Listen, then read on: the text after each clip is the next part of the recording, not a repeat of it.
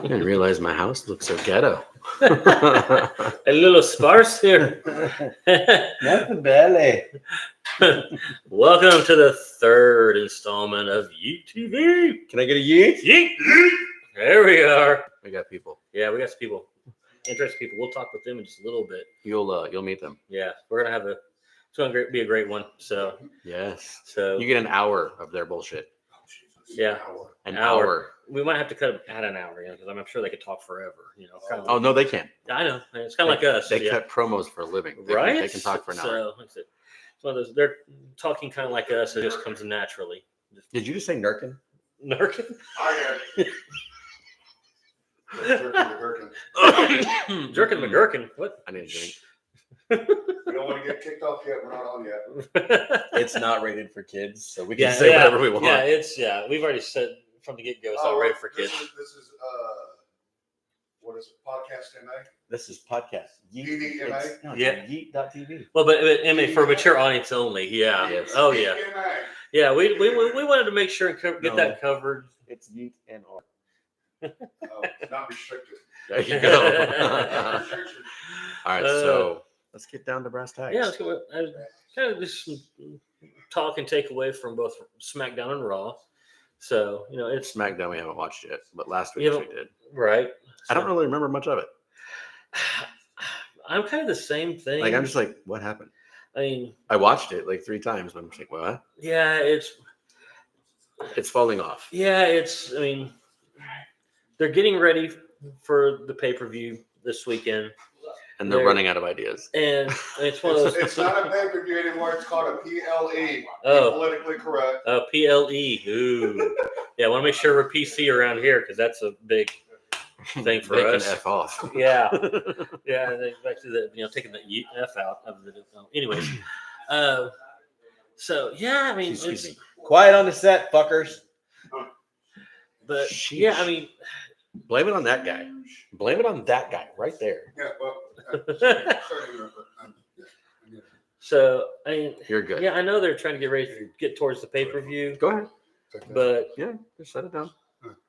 they need to make sure that Hopefully they it's keep tall enough. Let me try everything something. going. I mean, one good thing I did like from SmackDown is they brought one of my favorite wrestlers, currently gone. They brought him back with his real name, Pete.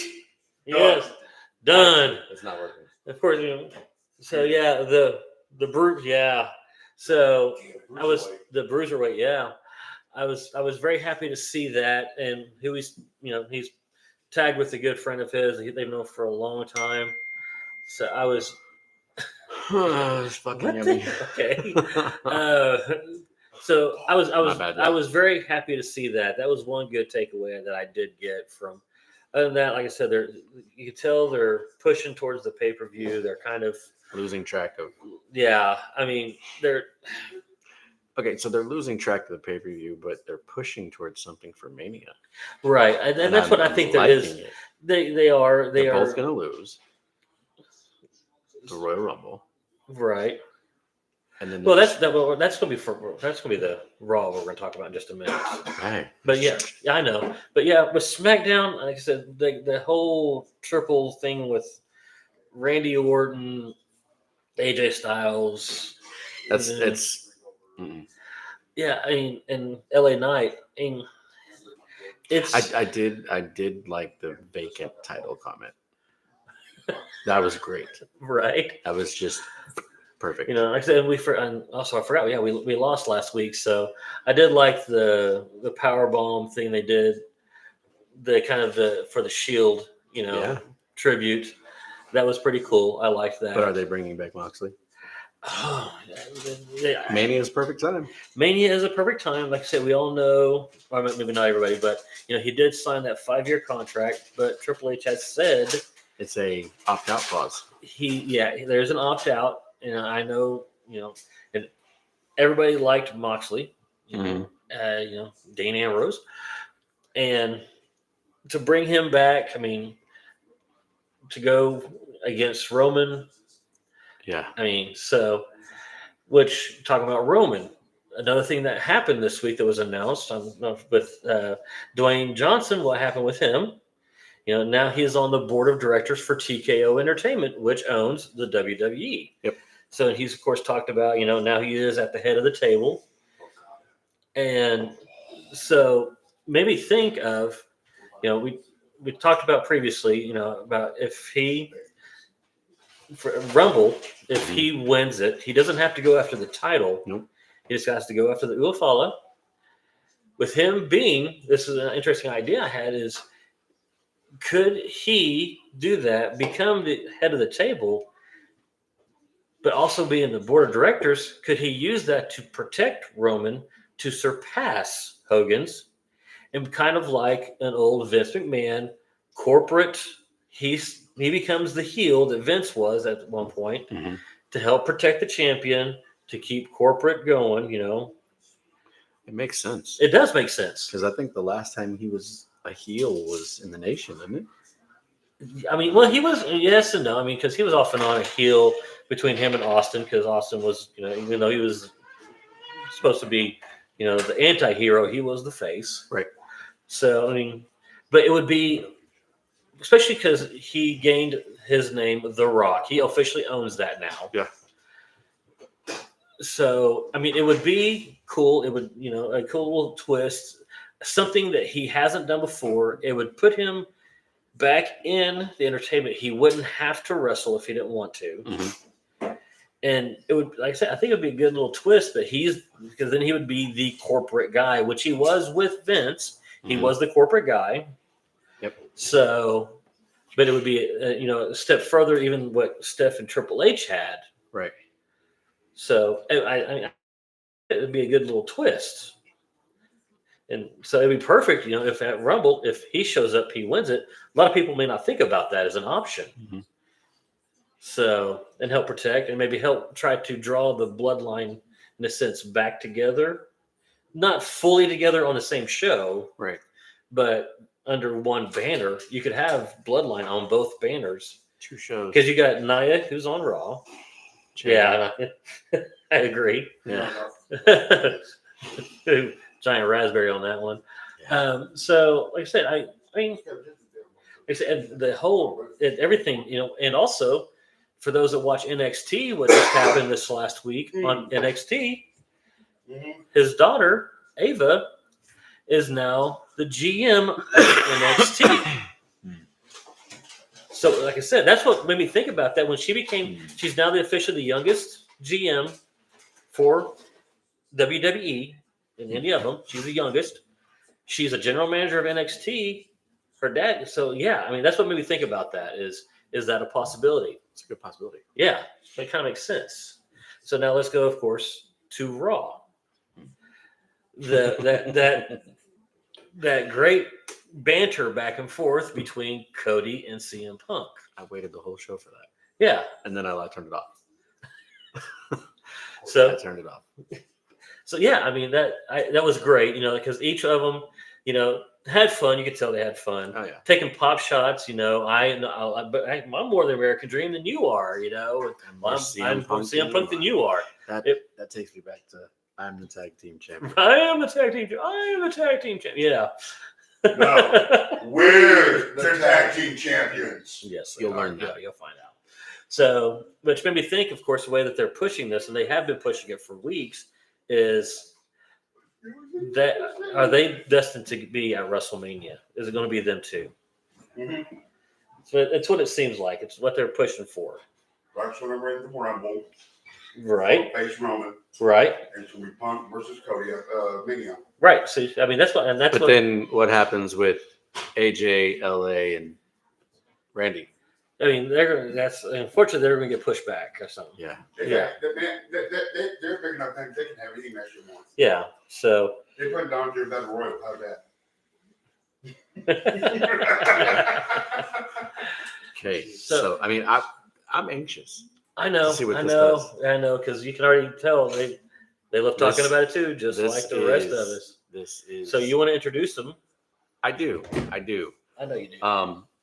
We promised you last time that we were going to have some guests. Unfortunately, we don't have their entrance music. It sucks. Oh, I think one of them may Wait. have it. We have it Hold on on. We have it on a cell phone.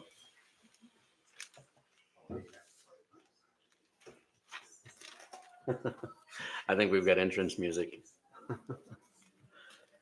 So I can't list off all their accolades because I don't know them all. We'll let them take care of that part.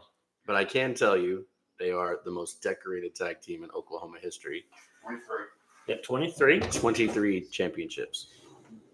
Just gained. They just literally this past Saturday got 23. They got an award on Saturday for the best match of 2023. They are one of the most recognizable tag teams in the state. If you're from Oklahoma, you might have known them as the Syndicate back in the day. Now they're better known as not only my brothers, but they are the Saints of Pro Wrestling, Scott Sanders and Sean Sanders. So here they go. You don't miss that, John. You missed your opportunity. Yeah. And we're gonna step off camera. All right. I'm stealing this. Go ahead. Oh, there's a remote down here on the floor. And these. So You want to do what? y'all two can sit right there. You can show off your titles if you want to. Y'all earn those suckers. Put them on your shoulder. Yeah. Here, grab these. All right. 8 seconds, yeah. And anything that y'all want to add in on from what the last couple of episodes of Raw, SmackDown? I mean, I haven't really got to watch all of Raw. I just started it. I didn't even finish SmackDown yet. I did finish NXT about 10 minutes ago. I mean, it's like what my brother said, Rock's going into the Rumble. He's going to win it. He's going to go face Roman Reigns. And it's going to be Cody and Punk at Mania. And that was a given, And I don't know if y'all saw, because I talked about is with Rock winning the Rumble, that he doesn't have to go after the title. He could go after the Ulafala, because that's what establishes the head of the table. Right. So that way he could keep that. But see, Rock, everybody's forgetting that there's 2 more of Rikishi's kids that are in the business. right, One is being managed as we speak down in Reality of Wrestling. right. The Samoan werewolf, the Samoan bulldozer, Jacob Fatu, Right. and Zula Fula. Yeah, I love Zula. Oh yeah, and Oh, Jacob himself is just phenomenal to watch. yeah, he is. The man is the size of Third Rail or Vader, and he moves around like AJ Styles. See, and that's become a phenomenon in wrestling. All these big guys that can move. It's And they're getting the agility. yeah, the agility is off the wall to see some Yeah. of these guys. So yeah, like I said, I know he doesn't watch NXT, but I do. I like it. He needs to. Yeah, It's a good brand. It gives some of the newer superstars a place to hone their craft and be able to go out and not just hone their craft, but be able to do it in front of an audience, unlike what they used to do back in the day, where it was just like possibly locally syndicated and different things like that. Yeah. So it's a good opportunity with what they're doing with NXT, and I think it's a great thing that it gives them the opportunity that they need. yeah. And my thing is, what about the move from USA, Raw, and Okay. NXT to Netflix? Netflix. And then you got SmackDown and NXT moving to CW. Yeah, that's the Yeah, Netflix thing was just they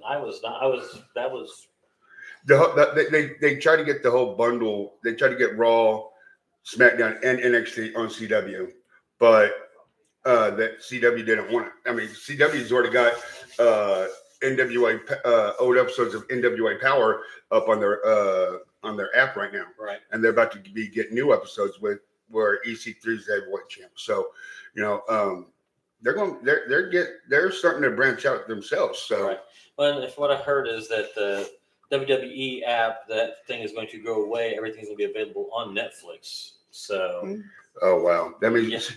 so everything that's on Peacock is going to be going on to Netflix. possibly, like I said, Ooh. yeah. So that's what I do know that the app, WWE, that you can get stuff on. So I don't know. We'll see about that. So Ah. yeah, and one thing like I said with NXT is you get to see these guys Mhm. building. Yeah. I love that. Carmelo, Oh yeah, Mello. yeah. You know, Mello, yeah. Mello don't miss. I was telling him, I was like, to me, he almost reminds me, of a rising Shawn Michaels type. Well, I mean, you got Mello, you've got Pete Dunne, Yeah. you've got help me out here, brother. Grayson Waller. You got Waller, Austin Theory, Johnny Gargano. Yeah. Uh, The DIY, Tommaso yeah. Ciampa, Tommaso Yeah. Ciampa. You got Gargano's wife. You got Diamond Mine. You got Diamond Mine, Ollie Nails. You got so many people that went down there and honed their craft. Imperium, Yes. Right? Yeah. and you got all those guys that were there in NXT that's come up to the main roster and have flourished. Yeah. Instantly. Yeah, I mean, Just you know, gained ground on them.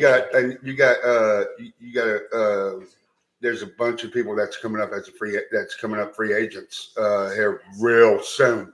Right. Like Kazuchika Okada, he's already done his last televised match with New Japan. He's got 2 more, so do not expect Okada to be at the Royal Rumble. Tama Tonga, that could be a good possibility because he's already done his contractual obligations. Okada's got 2 more matches he's got to do in February that he said he'll do, and with him being the way he is, he's not going to leave. But they could give him that. If WWE was smart and signed him, they could let him have that contractual obligation. Kind of like what they did with Nakamura. With Anderson when he came in with the never openweight title. Yes. That could be true. And one thing we're talking about also is what they're doing with Baron Corbin and Braun Breaker. Really like that. I love that. I love that combination. They play off each other Wolf so dogs. well. Yeah. They're doing really good at playing off each other. I love it. Seeing it at first, I was like, okay, and then seeing them actually work well, as a tag team with us. This is all we've done in our career has been tag team competitors, basically, a good majority of it. About 99% of it. And seeing those two and how well they actually gelled together as a tag team. But then again, it also helps that having, a Hall of Famer as your daddy, Yeah. let alone one of the And most, Uncle. and being one of the most, at that time, one of the most dominant tag teams, with as Rick Steiner, you could just go and be like, hey, Dad, hey, Unc, can I get some ideas, please? Yeah, sure, here you go. Pick their brain. Yeah. And they showed this week that they can do it. They have a finisher that they could have done when Baron tossed Axiom to Corbin and Baron to Breaker and he just power slammed him. Move. That was one that right there could have been a finish right Yeah, there. it could have. At least it would be where we're at here on the Indies. Right. Yeah. So, since we're doing tag teams, Okay. okay. First question. So, what's your origin story? Basically your journey into professional wrestling. What inspired you to pursue getting into the ring? Well, I think I can speak for my brother on this one. We grew up when we'd go visit our parents, our grandparents, out in a small town called Cache, Down by Lawton. just outside of Lawton, maybe 30 minutes away or so. West of that one. They would get, with them being that close to the Texas border, they would able to get the old World Class Championship Wrestling From the Sportatorium. from the Sportatorium down there. And that's what we grew up watching, was watching the Von Erichs, watching the Freebirds, watching Iceman King Parsons, Kabuki. The Great Kabuki, Missing Link, some of those that, if you don't know who we're talking about, Google it, you can find Do it. some Go. research. They got World Class Championship Wrestling on Peacock through the WWE side. Just go in there and watch. And I mean, It's Chase that rabbit hole. back then, It's worth it. back then, I mean, it was. I mean, we didn't have all the pyros and stuff like that. I mean, they had music, but not all the. Not everyone had music. But it was just it was a time that there were still territories, and and it was very pure. oh yeah, and I mean, but the ropes, oh dear God, We won't even go into that aspect. yeah. So that kind of got us into our love of professional wrestling. Right.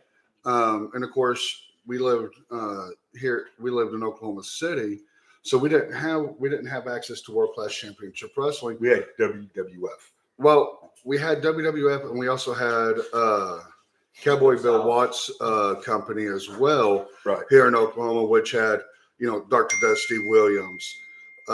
Terry Gordy would come up from Texas to wrestle with Steve Williams. You had Cowboy Bill Watts even got in the ring at times. Ronnie Garvin. Rugged Ronnie Garvin, the man with the hands of stone, Ronnie Garvin, different monikers, same guy. Road Warriors. The Road Warriors, Skandar Akbar. That was a great guy. I was fixing to jump ahead, but we will finish kind of the origin.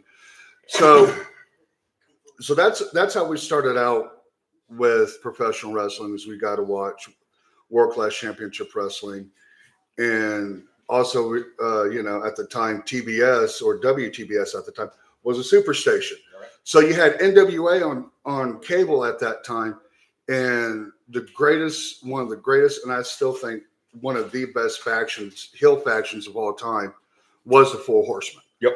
And it was the original lineup with Tully Blanchard, Arn Anderson, Ole Anderson, Ric Flair, and J.J. Dillon. And then you also had Baby Doll with was it Baby Doll or Sunshine? It was Baby Doll. Baby Doll with Tully Blanchard. So, when we stayed the summer with our grandparents, we would be able to watch that because our grandfather was such an avid wrestling fan. And it was Mid-South, actually, that Bill Watts ran back in the day, because that just popped back into my head. So that's how that's what we started watching when we was younger. Just all types of wrestling. So that really, if you understand who those are, you know how old we are then. We really dated ourselves then. But the funny story is how we got into it is. Well, I mean, we need to tell them what got us into wanting to be a tag team. The great tag teams like the Road Warriors, Heart Foundation, Arn and Ole. Later on, Arn and Tully, Harlem Heat, Rockers, Midnight Rockers, Midnight Express, Rock and Roll Express. Some of the legendary tag teams in the business. Because if y'all haven't noticed, we're twins. So that we had our own gimmick right there. We knew, built in. Yeah, I mean, we've known each other all our lives, and we know how each other fights. We have actually, I mean, in and out of the ring, we fought each other in and out of the ring, so we know what each other's going to do. So we complement each other's style very well. So we take a lot from maybe the Heart Foundation, the Road Warriors, Arn and Ole, a lot of the classics, and we're getting about the same weight now and everything. And I used to be the lighter one, the skinnier one, and he would be the tank. I would be the Porsche. Meaning he'll go in and do all the power moves. I go in and do all the fancy stuff. So we wound up running into someone at a bar, and he looks at me and he looks at us, and he goes, "Y'all want to be professional wrestlers?" We're like, "Yeah, sure." I mean, so that's what we wanted to do ever since we were kids. So he gives us the address and who we need to go talk to. So we drive from Norman all the way down to Oklahoma City to Capitol Hill to an old boxing gym that's not even open anymore, I don't think. And met our trainer, Mr. Ebony Tom Jones, Right. who was actually managed by Skandar Akbar and Devastation Incorporated back in the day. So we went through training, and at that time, we both had rough patches in our lives. So we would train We We'll be train for there. a while. Stop. We'll be there. Train, stop. Show up at shows. Help out wherever needed. You know, that would go on for a while. And eventually, we both got to a place in our lives to where we was able to complete our training, and eventually, we had our first match at Mid South at the old 10-pin. At the time, it was the AMC flea market. Yeah, AMC Flea Market. Okay. They're at the they're on the corner of 10th and Penn, which is no longer there. It's now Salvation Army. Yeah. Or something. And Sorry, I'm getting. we got thrown. We knew that we were told, all right, y'all gonna still work security at ringside, but when these guys came out, y'all gotta stop them. And it was Fates and Halo, better known as the Forsaken. You can be right back. And they came out and they were a lot bigger than us. They've been in for a while. They're former tag team champs. They're brothers also. And our very first match, we Got the living shit beat out of us. no, Pushback. I am not on the line. So. we had no offense. We had one tag. That was it.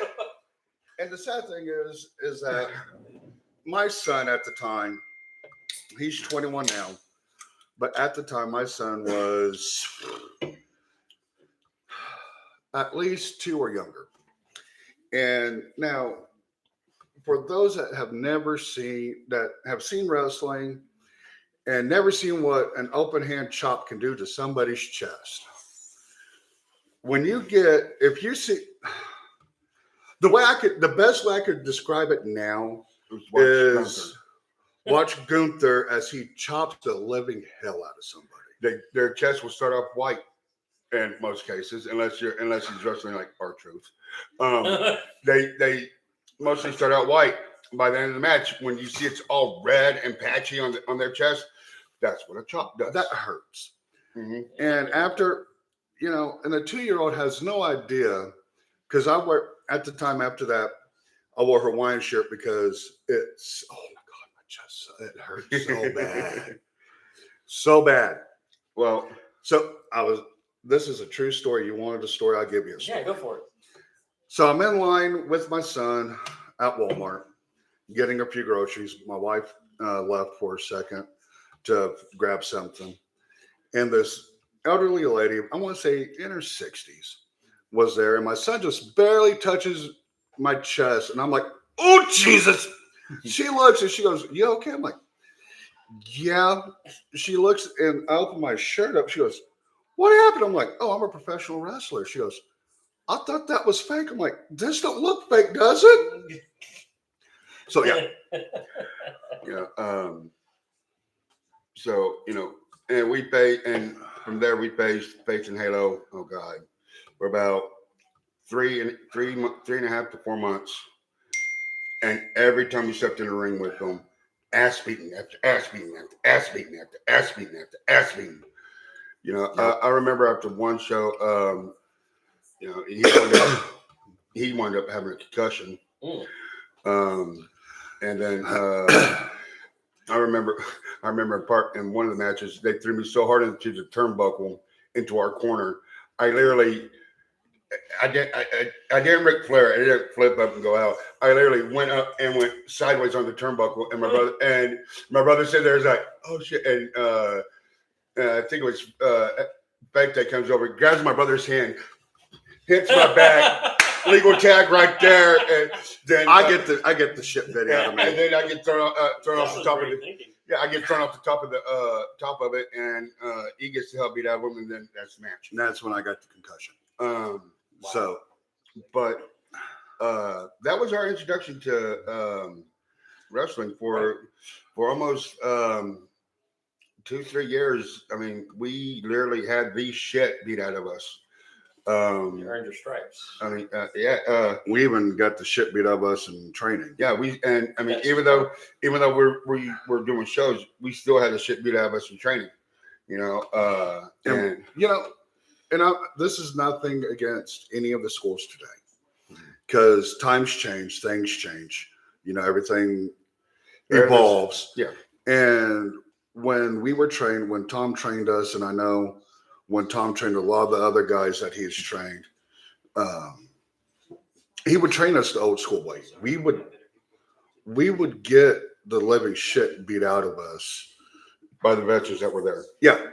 So we can learn how to protect ourselves later on when we're not in our home company, but when we travel Outside. be it outside this our home company, be it outside the state to another company or anything like that. I remember one training session they decided to do to show us how to do chair shots. Oh, And Russ is back there laughing. He's I like, know- "This is I going to know- hurt." I know a guy, one of the vets at the time, Slash. He's like, "Come here, boy!" He gets a chair, hits me in the gut. I go over, and next thing I know, he goes full throttle. I was ended up hunched over. Now I'm literally being forced down to the ground because of this chair shot. When I got up the next day, I had a indentation. I had a steel chair. I had the part where you sit on the steel chair bruised into my back. Oh, Mind you, there was a bruise. Yeah, it was. Yeah. We'll have another story about myself here in a little while. okay. And that but schools today, they don't do all that. They've changed some of the training around and stuff and everything, but And it's no shot against anyone that's Right. mind you, we're not taking shots against anyone that's in training or any trainers or anything right now. It was a different time frame. Yes. Right. It was different because back then, okay, back when we were training, back when Tom trained, back when some of the guys that still wrestle with us, the internet wasn't around. I mean, that some of the wrestlers Just that in infancy. are still around when we trained, when they were trained, when we say old school way, those guys would be like, "Yeah, we know what that is. We know what that's like." Because you don't just want, I mean, in all honesty, you don't want any Tom, Dick, and Harry in your business. Right. You know, that's like going to Gordon Ramsay and say, "Hey, I'm a chef. I want to start cooking for you." Prove your shit. Right. You know, so you want to prove your worth, and I know that's what those guys were doing to me and my brother. That's what some of the guys, you know, have gone through, and you know, Because you had to legitimately be tough. Because sometimes you'd face guys like JYD, who was known to not really pull punches. If you were in a match with JYD, you were in a fight. JYD, let's see here, Bruiser Brody comes to mind instantly. Abdullah and- the Butcher. Abdullah the Butcher, and we've heard stories of both those men from Tom. Yeah. You know, so So, okay. So as your journeys continue, of course, every wrestler has their special move or special moves. signature move. Yeah, your signature move. So, Can't call it a finisher unless you've done it over. Who was Right. it? Like 1,000 times? I think it was Something like something that. like Right. that. So you can't call it your finish. You can't call it A your finisher. finisher. It's just a signature move. So, And- what's yours, and how did that come to be? The process. Oh man, starting out there was, you know, starting out, me and my brother both used a modification of the DDT, which was a Almost like what Andrade uses, the hammerlock Hammerlock. DDT. Oh, okay. with the hammerlock foot trip DDT. Right. We just did it without the hammerlock. We Okay. would just grapevine the leg, which is basically you got the leg, you put your other leg around the leg and go down with them. That's kind of the starting of what we used as our signature move back then. Yeah. Because we were still what they call green, and we were Really still Learning trying to not just learning, but we're still trying to find our who we Who are. you are. right who we are. Yeah. Man, I've used, I think here lately, I can't even remember what I used after that DDT, but here lately, I've always been a big fan of in the singles competitors. I've been a fan of like Stan Hansen, and even like JBL, you know, that lariat. you know, and just seeing how those guys could just come across with that lariat and just knock somebody out. I was sitting there going, you know what? I like the clothesline. I'm a big guy. There's not many big guys in the locker room that we're in at times. And if we do face them, I've got my brother that can help me out. But if I'm in there if I'm doing a singles match and I have to use a signature move, it's usually 9 times out of 10 the lariat, clothesline from hell, whatever you want to call it. That's for me. Now he's completely different. Oh yeah, I'm a different. I mean, I'm a huge. I still am fan of Bray Wyatt. You know, he's gone way too early, but Sister Abigail, I love that finishing move. So I started using it there for a little bit, and then a good friend of ours, Which we'll get into later. came down. Come up from Texas, and he used it, and I'm like, all right. He's like, no, man, this is your. I was like, no, trust me, I got another one. You know, I'm 6'2", about 280, 290 pounds. A big guy like me is not supposed to fly across the ring at all, unless I'm jumping off the top rope. I wound up doing the sit kick. I'm not going to say the Claymore because Roger Strong did it first. The sit kick, and I've done that. I did that a couple times when to get out, to tag my brother in for a hot tag every once in a while. I would use it. I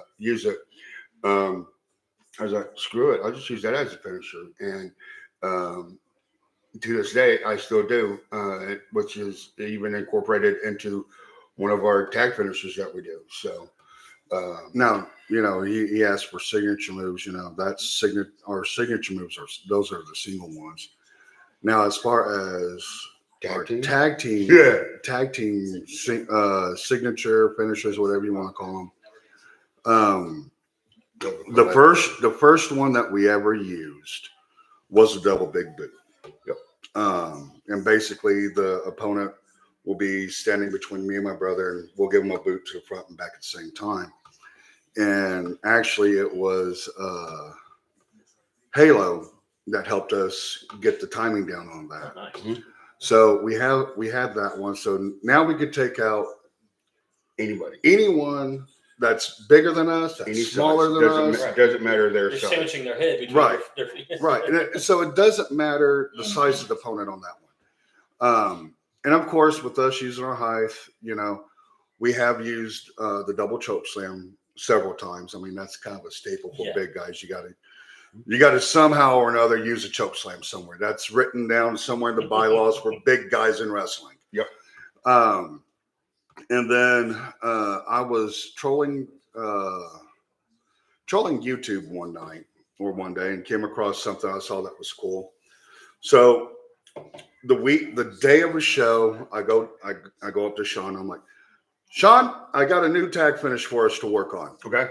He goes, Okay. all right, we're going to use it tonight too. He goes, no. I'm like, trust me. Okay. So at first it started off with a belly to back suplex and a choke slam. Yep. Okay. So I'll pick him up. He'll have him in the choke slam. I'll pick him up and we'll go down. And it's like, what? And Jesse White. Jesse White, who is the son of Big Van Vader. Okay. And we'll get into that story after a while too. He goes, why don't you try it with Uranagi or Rock Bottom? So we're like, okay. So I hook him up for the belly to back suplex. He hooks him up for the Uranagi. We pick him up. We go down. We're like, holy shit, it's a new version of the 3D. Holy shit, it's a lot smoother too. Yeah. Yeah. And it looked really cool. So all the guys are like, dude, y'all got to use that tonight. We're like, okay. So we use that for quite a while. And then we're like, you know what? All right, we got those two. We need a couple more just in case, you know, we want to showcase something else in the match. Right. So, and of course, with us being twins, with us having been on the same brain wavelength at times, I'm like, dude, we can always use anything with a Russian leg sweep. So he's like, all right, well, if I got him with a Russian leg sweep, what are we going to do? Lariat. Oh, okay. Looks like we see that moving out every now and then on the WWE, huh? Right. And then it's like, No, it's not calling anybody out, but they do a final testament. But and then it's like, you know what? Let's switch this up a little bit. try to be some authors of something or another. Let me hook them up for a flatliner, which is a reverse Russian leg sweep, where they take the bait, where they go face Oh, first. I'll come in. Kick me Sick. in the back of the head. Sit kick with Russian leg sweep. So now we've got that in our arsenal. We're like, okay, cool. So now we've got the false coffin, which is the Uranagi and belly to back suplex. We've got the concrete boots, which is a double boot, kind of appropriately named at that time. And see, at that time, that's when we was going by the New Age Syndicate, the Syndicate. So Doing a home mafia motif. right, tribute to our roots, to our Italian roots. So we're like, okay. So what are we going to call these two? And now, mind you, we have transitioned from being the syndicate to the Saints. So we're like, The double choke slam we call double choke slam. Double choke slam. Yeah. Nothing special about that one. But the two moves that we just described is how someone can go and meet Crowley. Oh, So we just call it Crowley. nice. Now that we've Got that done, and we're sitting there. I'm like, we need another one. We need one more. we need something cool. We need something really cool, something that really fucking devastating. That takes anybody out. Nobody gets up from it. As soon as it sets 1, 2, 3. Yeah, it's done. Now, mind you, It's easy. It's easy as you pick them up on the shoulders. Go magic killer. 1, 2, 3. That's it. So we're like magic killer. so the thing of it though is that in wrestling, it's not really as innovative as it used to be because everyone sees the moves, everyone can do the moves. I mean, if anyone sees a flipping power driver, they're going to call it a destroyer. Yep. You see someone take the choke slam. Oh, it's the choke slam. Or Southside, what is it that Damian Priest calls it? South of Heaven. South of Heaven choke slam. But I mean, I will give Priest this when he goes down with it. He does sit down with it. Yeah. Yes. So you've got almost a lot of the quote unquote finishers or signature moves. They're all, a lot of them are being used or reused or revamped in some way. So, and plus we're big fans of the Good Brothers. So we're like, you know what? We worked on it. We got it. And someone's like, man, why do y'all go and call it the Magic Killer? Y'all need to call it something else. And we're like, Saint Terrell. Yeah. So now we've got all of our stuff out there, and now everybody else knows, and they're like, oh, now we know what to watch for. Maybe Right. It might be something else in the Get works. some royalties There's off of that. There's something in the works. Then again, if we're in a hardcore match, this guy likes to go from one side of the ring to the other, I haven't done that in years. but you still do it. Yeah, I mean, if it's a street fight hardcore match, I'm a huge Rob Van Dam mark. I'm a huge fan of his. To the point where I worked and practiced on doing the band Terminator And Or- Frog Splash. or the Coast to Coast. I can hit both of them. I can hit the Coast to Coast. I can hit the 5-star Frog Splash. But nowadays, He's got bad knees. I do too. But nowadays, we have not done a hardcore match in such Or a street way, fight. or a street fight in such a long time, and We need to change that. promoters don't. That's how. Oh, we need to get these guys. No, please don't. But and with the boots that we're wearing now, because at the time we wore high school wrestling shoes or shooter shoes, as they were called. I was able to get my balance real good up on the top rope and launch myself off. Right now, and we don't wear those anymore. We wear tactical entry boots, and I have not tried to get on the top rope. I have not dared to try to get on the top rope because I do not know what will happen if I get on the top rope with those boots on. And Yeah, and especially being dog ass tired. and not going to the top rope in such a long time. I try not to go. I won't go up there unless it is absolutely necessary. And it, Or makes a really cool looking ending. yeah, Crash and burn. right, exactly. All right, what's your next question? So you've kind of, I can tell you, you've kind of hinted at it. You wanted to, I can tell you, I've talked about. What's some career highlights, not just inside, but even possibly outside of the ring? Inside, the very first one that comes to mind is IZW. When it's here in the city, Impact Zone Wrestling. winning our very first tag team titles. Yeah, that was, you know, That I should say that's number two. Number one is after we've been wrestling for a while, Big Van Vader and Jesse. Faith and Halo. Faith and Halo. Well, mainly Faith comes up and says, "You guys need some more work." We're like, "What do you mean?" He's like, "You're working as a tag team, but you're not working as a tag team. Come to training. Come to training this weekend, and my brother and I will both be there. After everyone's done, it's going to be the four of us." And Faith is no longer with us, unfortunately. He passed away a couple years ago due to COVID. And they spent, at least 3 or 4 hours with us alone in that ring, training us and Working with us. working and solidifying who we are. And after Faith passed, I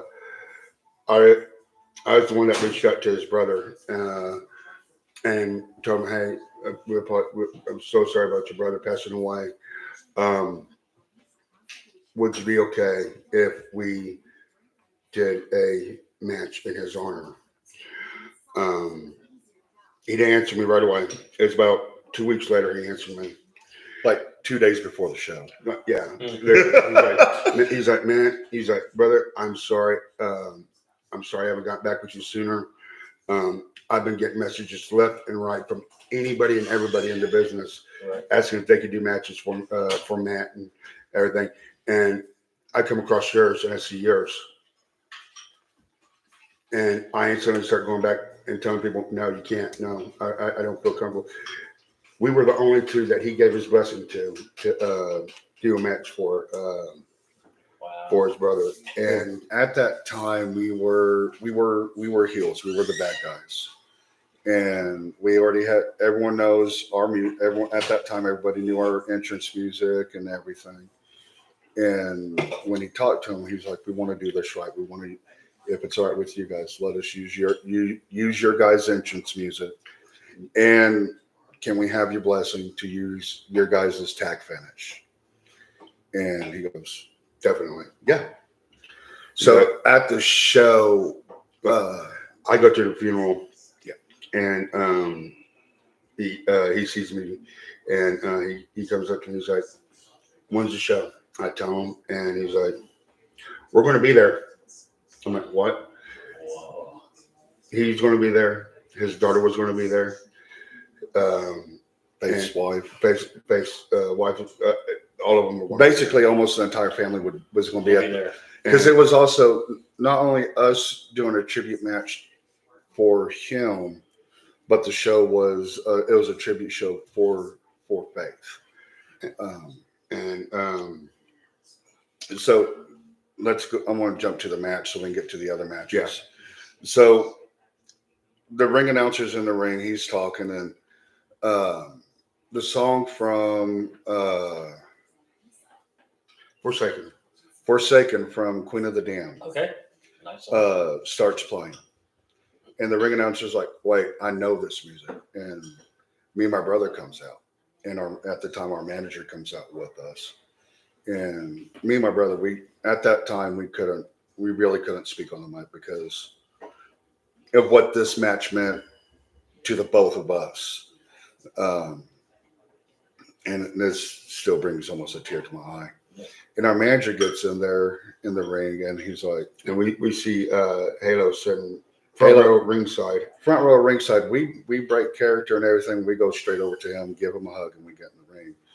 And our manager at the time said that when we first broke into the business, him and his brother was our first match.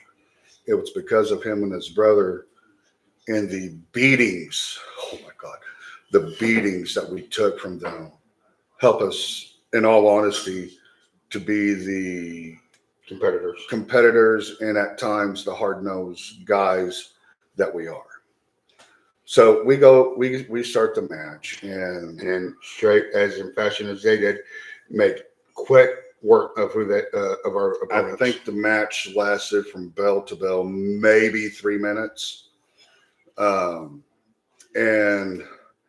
their tag finish, which gave me a concussion, is a powerbomb iron claw Oh, off the second rope. off the second rope. rope. Oh my So God. I pick up our opponent, threw him up in the powerbomb. My brother climbs. I'm getting up there, and this is the first time I've ever gotten on the ropes. Period, with the tactical entry boots, and and the ropes were already loose and shaky as it were. So I didn't get the full oomph off of it, but we went down. Comes down, 1, 2, 3. 1, 2, 3. Crowd's happy.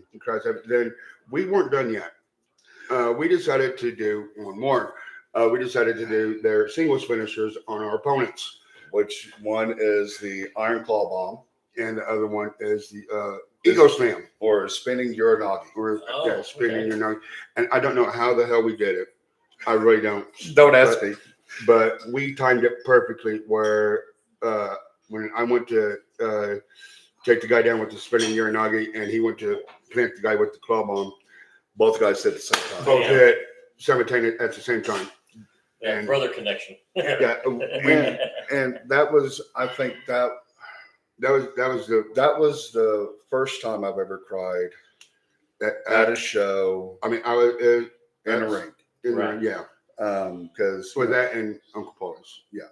Uh, that was an extremely emotional match for us at that time, several years ago. Another key match that we've had in our career, and one that I can honestly say I'm proud to have been in, especially with my brother, was we wrestled Big Van Vader and his son Jesse White. it It was on record that I believe we were Vader's last actual match with him being healthy. Oh wow. So, and at that time, I was at my heaviest, at tipping the scale at over 400 pounds. And the whole thing about this is that everything in wrestling comes full circle. It always does, no matter what. When Jesse White began, he was a face, and he was doing a match, and We were bases. we were good guys at the time, and a tag team ran out to interfere with Jesse's match and start beating him down. We come running out, make the save, becomes an impromptu 6-man tag. Years later, We're in this tag match, we're in a tag match against Vader and his son, And- which was by far one of the highlights for both of us. yeah, And the reason why I said how much I weighed is because I took the Vader bomb in the corner. Oh. And for those that do welding or know anything about welding, me and Vader broke a weld on the ring. Oh my gosh. and That's how much weight came crashing down. and we wasn't the main event. No. We went into intermission after our match. There Ah, were still 3 more matches. We didn't know about the weld until we took the ring down. wow. Another match that we did that I thoroughly loved was a 6-man tag. It was me, my brother, and Largus against Fuego del Sol, Buster Cherry, and Supermax, Sean It Hernandez. wasn't Fuego. It wasn't Fuego? Fuego's an AEW too.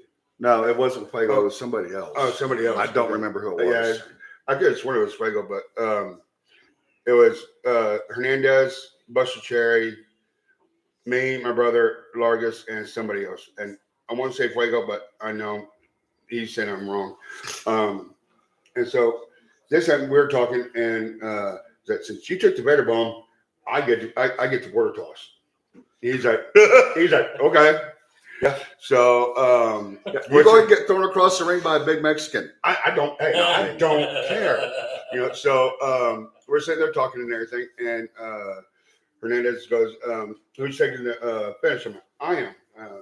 Border Coast is like, "No, I quit doing that because I did it to somebody. They landed wrong, and they punctured their lung." I'm like, "Ooh." He's like, "I just do a splash off the top rope." Okay, not a problem. Now, anybody that's seen Hernandez's matches knows that Hernandez likes to fly and open up with chops. Well, this is the summer, and backs me up into the corner. Mind you, I have a compression shirt on. He puts my head back. He's like, "Shh." What am I like? And there was no selling needed. It hurt. I mean, it hurt like a sumbitch. 1,000 bee stings. No. Even worse. 1,000 paper cuts. Oh. Even worse than that. Was and- that night of the tornado? Yes. And you know, my shirt was already had sweat on it, and yeah, when that hit, yeah, that just made it worse. And then I run over, take my brother in. My brother gets the same treatment from Hernandez. Yep. Instead of running back to our partner, tagging Largison, he gets out of the ring. All three of us. All three of us are outside the ring. We're out, and next thing you know, Hernandez gets crop up. He runs, hits ropes, and he comes flying over the top rope onto us, and we're like, and it's like everything stopped in slow motion. You're like, are we gonna? Yeah, we need to catch this guy. And you know, we go down. The match goes on a little bit, and then We're both in the ring. Take the double slingshot we- clothesline. we both get in the ring. Hernandez is outside, slingshot clothesline, and then come time for the finish. And so Hernandez is coming up to the top rope. I go cut him off. Interesting fact is, I accidentally poked him in the eye on accident. You know, and up there, you know, in case you don't know, we do talk to each other. Sorry, I hate to break things. We talk about all kinds of different things, and you know, and sometimes an apology is needed. This is one of those times that I needed to apologize. Yeah. And he's like, "No problem." Gives me a forearm shot. I bump off the top rope. You know, set up, and then he launches himself off the top rope. It lands on me. And he's like, "Receipt, baby." I'm like, "I figured." That was the match. And then the one that, you know, another memorable match that I could say that we had was this past weekend when we won the Empire Tag Team titles. Are you really going to go down there? Are you really going? Oh yeah, because he is watching. I know he's watching. Yeah. We actually was able to, one of the guys that we You will soon meet him. one of the guys that we grew up in the business with, who's a really, I'd like to say, a good friend, A brother. is Kevin James Sanchez. Him and his partner, the gun show Rick Russo, collectively known as BMF. Why do you use the initials? You can say bad motherfuckers. I know, but still, that's what they went by as BMF. They didn't say bad motherfuckers in their But ring. I think that's a given. But this was Brothers. it was a great match. We had some fun in it, and this was the last time that for us, since we're tag competitors, not really singles competitors, this was our last chance to be in the ring with Kevin and with Rick, and it was.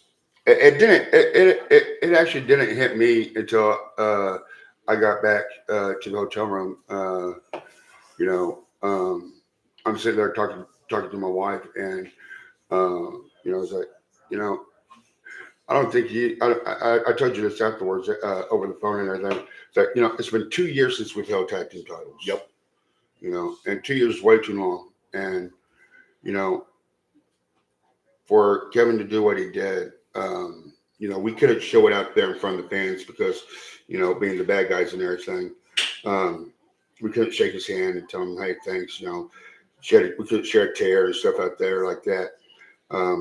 So we did the next best thing, and We paid the way that for us, we paid homage to him by just saying thank you in our way out there in front of the fans. And I know, Kevin, that broke you, but And I know as soon as I kicked his head off his shoulders, I went to go cover him. You know, if you go and watch the video and everything, you'll see me cover my arms over his head, and I told him thank you.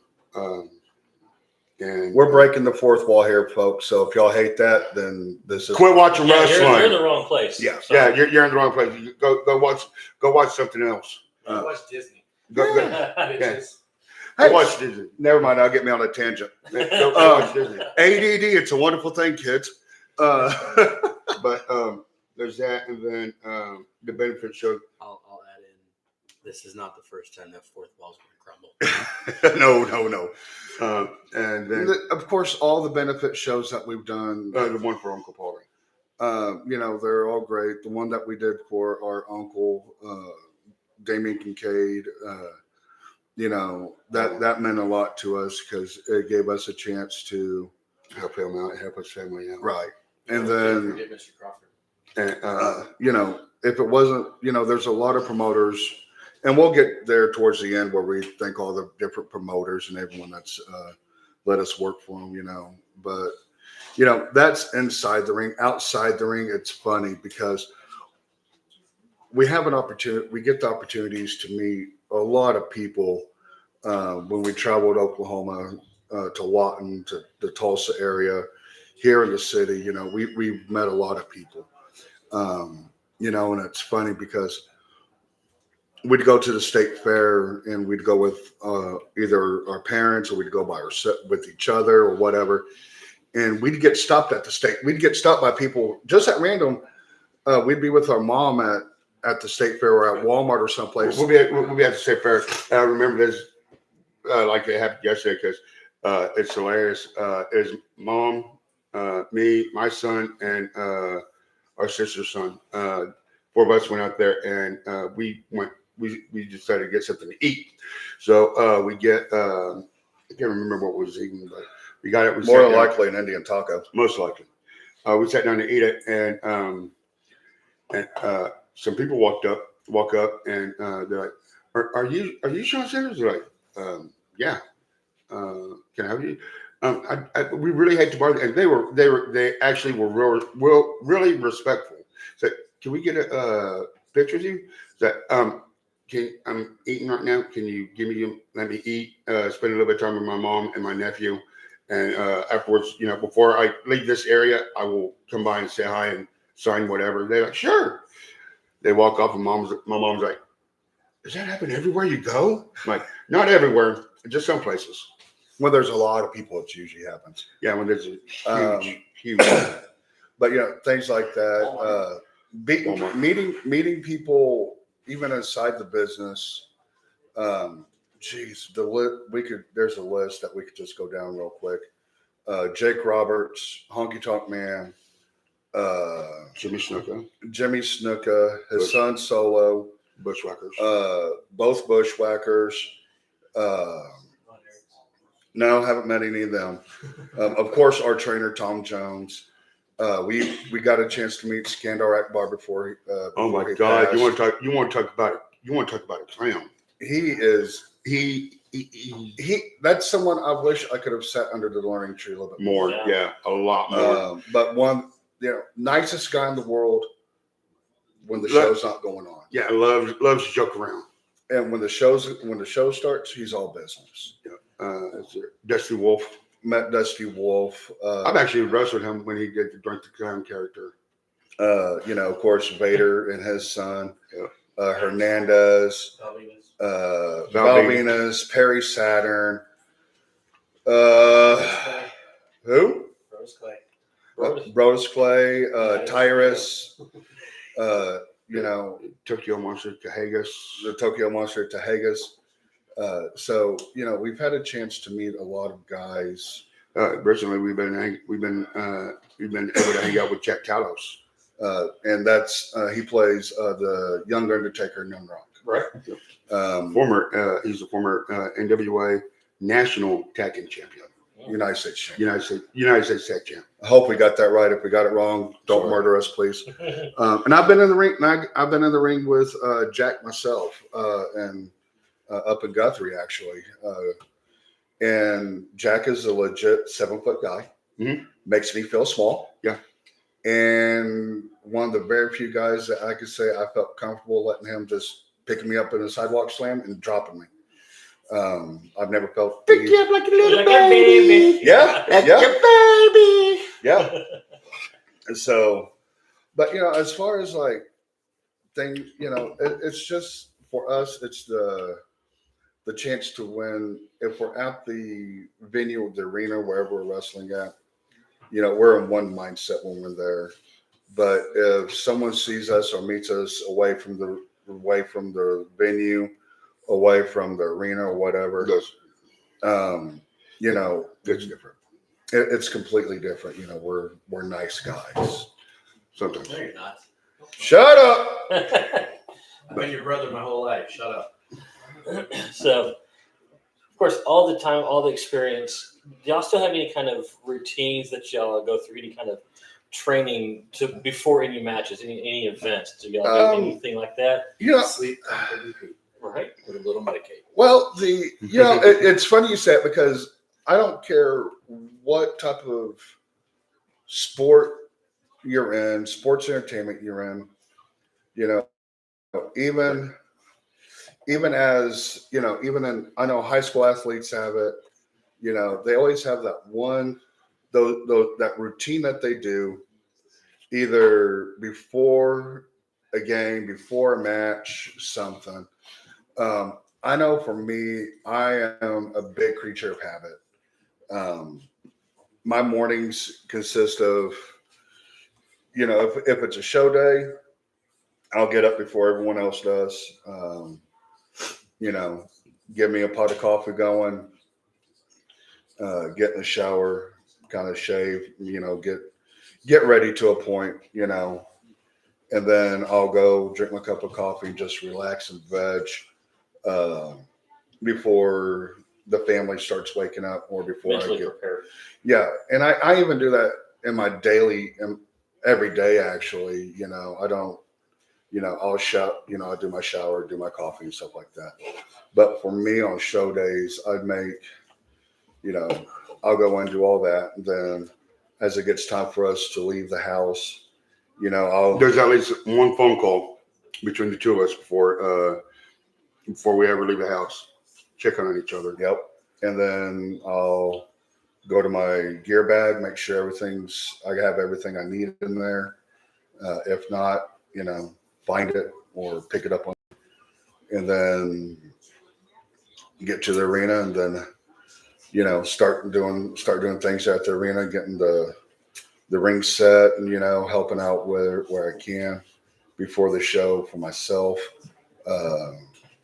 You know, and I'm not going to lie, I smoke weed. No. I know, right? So, you know, might go out, take a couple of hits off a joint or something like that. You know, and just that's what I do for myself. I know it's different for Sean. To me, I usually get up, you know, get something to drink, light up a cigarette. Unfortunately, yeah. Just sit back and relax a little bit. Wait till the wife starts waking up, then you know, grab something small to eat and everything. Check the gear bag. Excuse me. Check the gear bag. Get things.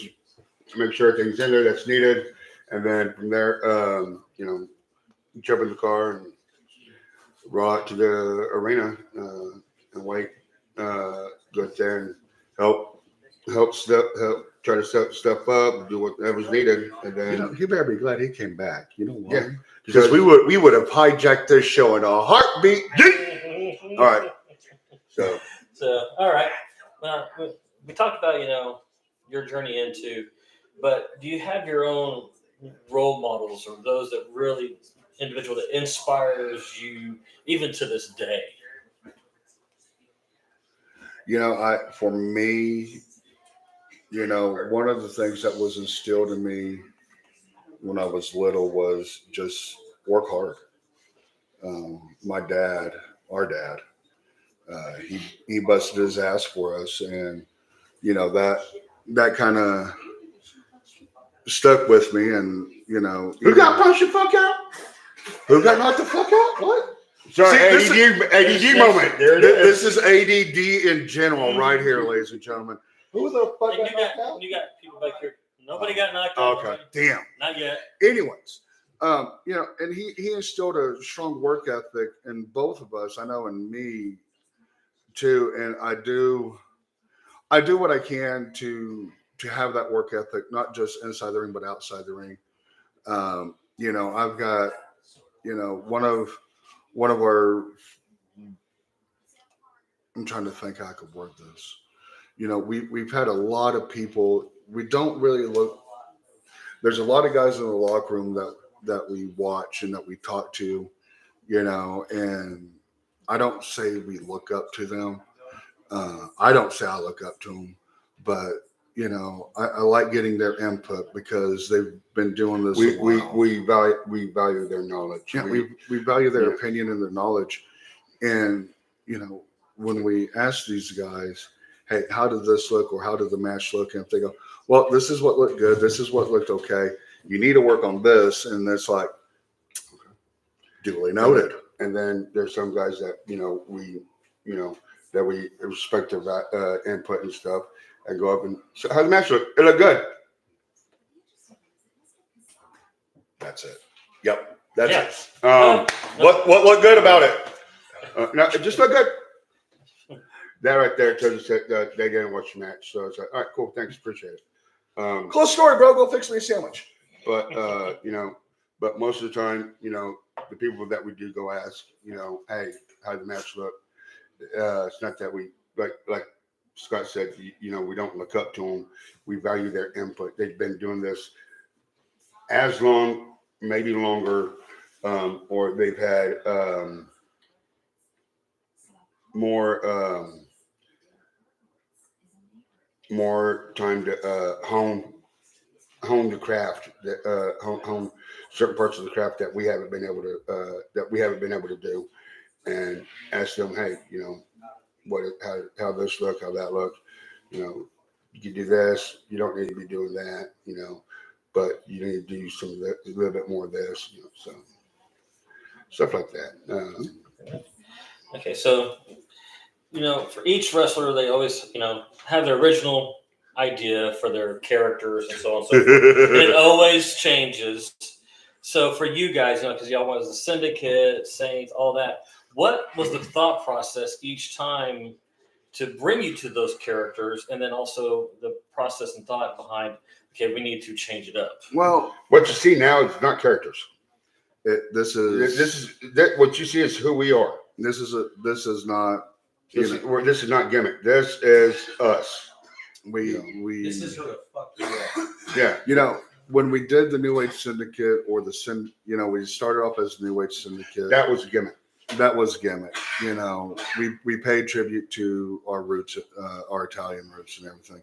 We did the Syndicate, got a little bit meaner, and then And things happened storyline wise. you have to evolve as a wrestler. Look at the Undertaker over the years.